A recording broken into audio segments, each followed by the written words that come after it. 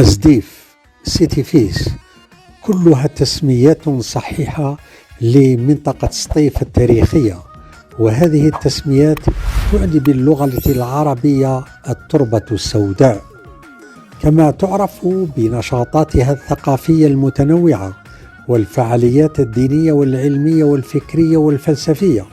وللتذكير أن مدينة سطيف معروفة بنظافتها، كما تعتبر من أهم ولايات الجزائر من حيث الكثافة السكانية، وتعد سطيف من أكبر المدن الجزائرية، وتعد ثاني أكبر مدينة من حيث عدد السكان بعد الجزائر العاصمة، وتعتبر أيضا من جهة أخرى من أهم المناطق السياحية نظرا لما تتميز به من مواقع سياحية ممتازة عبر عدة مناطق بالولاية، على غرار الآثار الرومانية الموجودة بصرح جميلة، حيث اعتبرتها من منظمة اليونسكو أنها إحدى المواقع العالمية للتراث القديم، دون أن ننسى المحطات المعدنية كحمام السخنة جنوب الولاية، وحمام قرقور شمال الولاية، وحمام ولاد يلس، وحمام ولاد تبان جنوب الولاية أيضا، وكذلك حمام الصالحين بالحامة سطيف.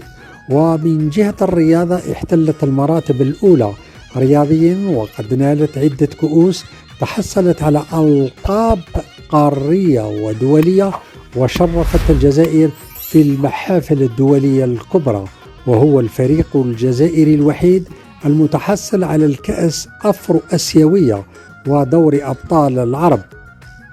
كما يعرف أهل سطيف بثقافتهم المميزة في المأكل التقليدي الشعبي والملبس المميز، فهناك اللباس التقليدي للرجال وهناك اللباس التقليدي للنساء.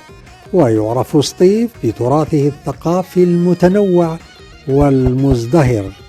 من قناة السياحة كوم، راسلكم بدر الدين تومي.